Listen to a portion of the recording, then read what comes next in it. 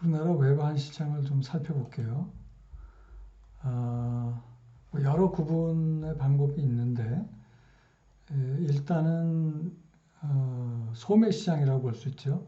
대고객 시장, 개인을 상대할 수도 있고 기업을 상대할 수도 있고 정부를 상대할 수도 있고 대고객 시장이 있고 그 다음에 이제 도매 시장이라고 볼 수 있는 은행 간 시장이 있습니다. 이거는 이제 프로들끼리 외환 거래가 일어나는 곳이고 실제로 그 거래 비중을 보면은 이 은행 간 시장 비중이 80% 안팎으로 굉장히 훨씬 더 큰 시장이 되죠.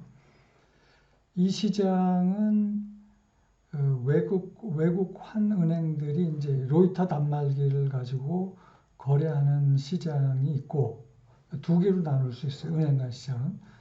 그 다음에 이제 외국환 중개회사가 있습니다.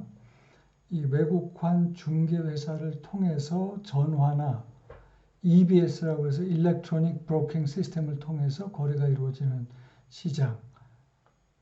외국환 시장은 이렇게 직접 외국환 은행들이 로이터 단말기를 통해서 거래가 되는 시장과 외국환 중개회사를 통해서 거래가 되는 두 개의 시장으로 나눌 수가 있다. 2015년 9월 말 현재 은행 간 현물 시장에 참여하고 있는 외국환 은행은 국내 은행 17개 지점과 외국 은행의 국내 지점 30개 기관이 있습니다. 이 밖에도 종금사, 증권회사 등이 이 시장에 참여를 하고 있고요.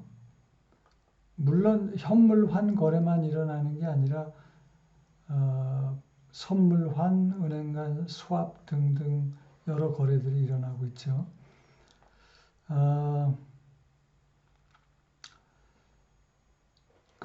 이 외국환 중개회사가 국내 중개회사로는 4개가 있고 원래는 2개였는데 이제 2010년 이후에 또 2개가 늘어났습니다.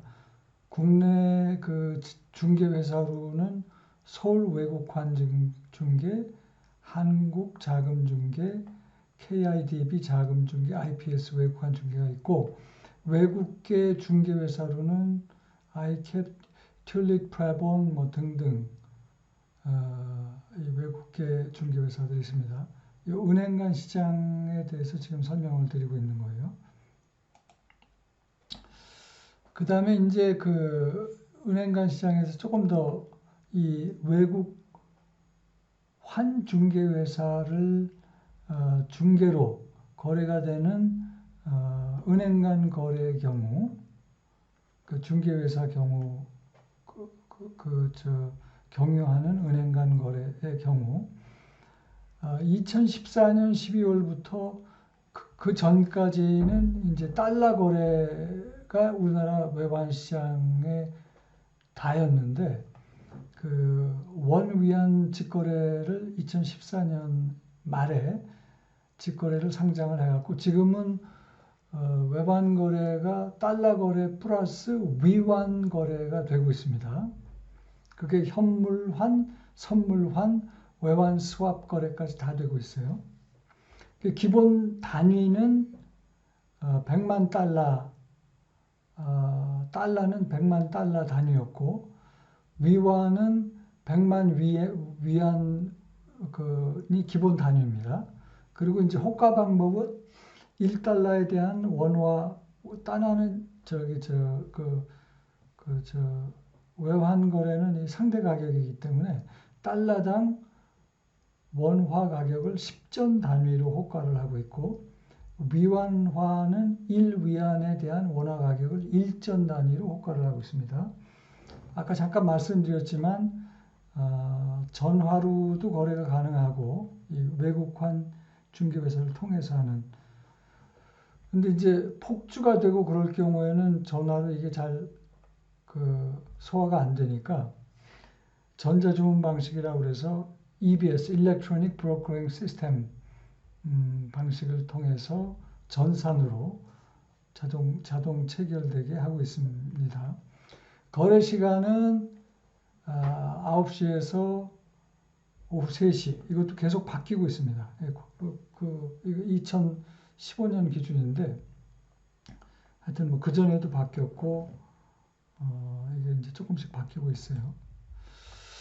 그 외환시장의 거래 규모가 2015년 기준에 따르면 일평균 500달러가 조금 안 되는 것으로 파악되고 있고요.